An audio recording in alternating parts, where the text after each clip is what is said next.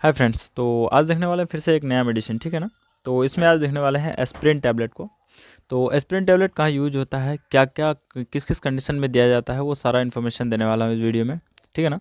तो जानेंगे आज एस्पिरिन के बारे में कि एस्पिरिन 75 mg का जो मेडिसिन आती है, तो वो किस कंडीशन में आता है, किस कंडीशन में यूज़ किया जाता है और कितना डोज दिया जाता है, और उसके साथ साथ क्या क्या साइड इफ़ेक्ट है, और उसके साथ प्रिकॉशन भी देखने वाले हैं हम लोग, ठीक है।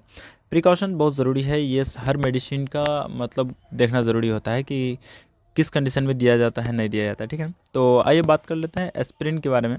तो एस्पिरिन एक टैबलेट है जिसका यूज़ की अगर बात करें या फिर इस्तेमाल जो होती है, तो उसको माइल्ड फीवर या फिर माइल्ड पेन जो हो जाता है ना, या फिर मॉडरेट पेन हो जाता है, तो उस कंडीशन में इसको दिया जाता है, ठीक है। कंडीशन होता है उसके अकॉर्डिंग इस मेडिसिन को मतलब प्रिस्क्राइब किया जाता है। जैसे कि माइल्ड पेन की अगर बात करें तो वो हेडेक हो सकता है, या फिर टूथेक यानी कि दांत में दर्द हो सकता है, या फिर किसी तरह का स्वेलिंग की कंडीशन जो आ जाती है, तो उसमें जो मतलब पेन होने लगता है ना, तो उस पेन को रिड्यूस करने के लिए इस मेडिसिन का यूज़ करा जाता है, ठीक है ना।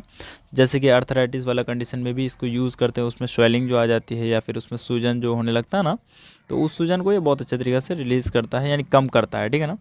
और एस्पिरिन की अगर बात किया जाए तो ये सैलिसाइलेट भी कहलाता है, ठीक है ना, जो कि एक non steroid anti inflammatory drugs है। Non steroid anti inflammatory drugs मैंने पहले ही वीडियो में बता दिया है कि आखिर होता क्या है। जो कि नॉन स्टेरॉयड उसे कहते हैं जो पेन को कम करता है, ठीक है ना। तो ये जो इफ़ेक्टिवली अगर यूज़ की अगर बात करें ना, तो जैसे कि स्ट्रोक का रिस्क जो होता है, स्ट्रोक का कंडीशन, उसमें भी इसको यूज़ करता है। साथ में हार्ट अटैक का प्रॉब्लम जो होता है, या फिर एंजाइना पेक्टोरिस जो होता है, यानी कि हार्ट में पेन होता है ना, तो वैसी स्थिति में भी इसका यूज़ करते हैं। साथ में हार्ट से रिलेटेड कोई भी प्रॉब्लम जो होती है वो ब्लड को थिन करता है, यानी पतला करता है, तो उसमें इसका यूज़ करा जाता है, ठीक।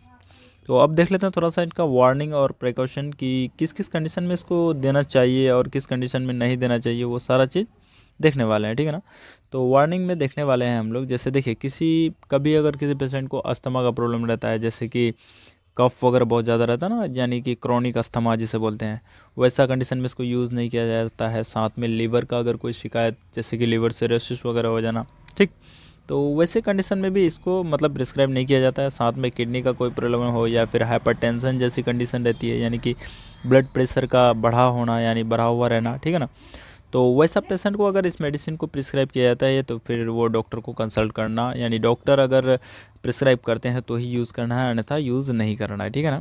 यानी डॉक्टर के कंसल्टेशन के बाद ही इस मेडिसिन का यूज़ करना है, ठीक। तो वैसे भी कोई भी मेडिसिन बिना कंसल्टेशन का नहीं लेना है, ठीक है। और साथ में है, अगर अल्कोहल ड्रिंक करता है, जैसे कुछ लोग होते हैं जो कि ड्रिंक करता है, तो वैसे लोगों को इस मेडिसिन को यूज़ नहीं कराना है। और 12 साल से कम उम्र के जो यंगर्स होते हैं, यानी बच्चे होते हैं, तो उसे भी इसको यूज़ नहीं कराना चाहिए। साथ में प्रेग्नेंट वुमेन हुआ, या फिर ब्रेस्ट फीडिंग वुमेन जो होती है, ठीक है ना, तो वैसे कंडीशन में भी इस एस्पिरिन टैबलेट का यूज़ नहीं होता है। प्रेगनेंसी में आपको फीटस जो होता है ना, तो उसमें इफ़ेक्ट देखा गया है, यानी इफ़ेक्ट करता है ये, ठीक। तो इसलिए उस कंडीशन में भी इसका यूज़ नहीं करना चाहिए। तो ये कुछ वार्निंग एंड प्रिकॉशन था जो कि ध्यान में रखना बहुत ज़रूरी है इन बातों को। अगर ऐसा कोई भी मेडिकल हिस्ट्री रहता है तो फिर डॉक्टर से कंसल्ट कर लें, ठीक है ना। हो सकता है कि इसका अल्टरनेट मेडिसिन डॉक्टर प्रिस्क्राइब करे, ठीक है ना। ऐसा कोई भी हिस्ट्री रहा हो तो पहले डॉक्टर से बता दें, या फिर उनसे सलाह लेने की ऐसा कोई शिकायत है। अब देख लेते हैं सर, ये मेडिसिन जो है कौन कौन से ड्रग्स हैं जिसके साथ इंटरेक्शन कर सकता है। तो उसमें से आप देखने वाले हैं हम लोग कि कौन कौन सी मेडिसिन है जो इंटरेक्ट करता है। इंटरेक्ट मतलब कि साथ में नहीं देना चाहिए। जैसे कि आइबुप्रोफेन हुआ, ये भी एनाल्जेसिक में ही आता है, यानी non steroid anti inflammatory drugs होता है, जिसके कारण इसको नहीं देना चाहिए। और साथ में डुलोजेंटिन जो होता है, इसको भी यूज़ नहीं करना चाहिए। और ओमेगा 3 पॉलीसेचुरेटेड जो होता है ना, ठीक। और साथ में फैटी एसिड या फिर इंसुलिन गार्जिन जो होता है, ठीक।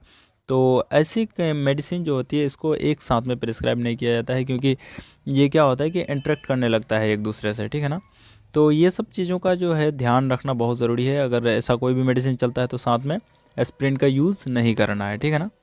तो अब देख लेते हैं इसका डोज। तो डोज देखिए, डोज जो डिपेंड करता है ना, वो पेशेंट की सिविरिटी पे, कि कैसा सिविरिटी है पेशेंट का, तो उसी के अकॉर्डिंग डोज मतलब डॉक्टर प्रिस्क्राइब करता है। हो सकता है कि सिविरिटी अगर ज़्यादा रहे तो डोज ज़्यादा दे, और सिविरिटी कम रहे तो फिर डोज कम करे। तो वैसे कैजुअली मतलब सुबह शाम एक टेबलेट लिया जा सकता है, ठीक है ना। ऐसे नॉर्मली देखा है, नॉर्मली अगर बात करें तो, ठीक है ना, जो कि एडल्ट पेशेंट की अगर बात करें, ठीक। तो फिर भी कोई भी मेडिसिन लेने से पहले से डॉक्टर से ज़रूर से कंसल्ट कर लीजिएगा, है ना।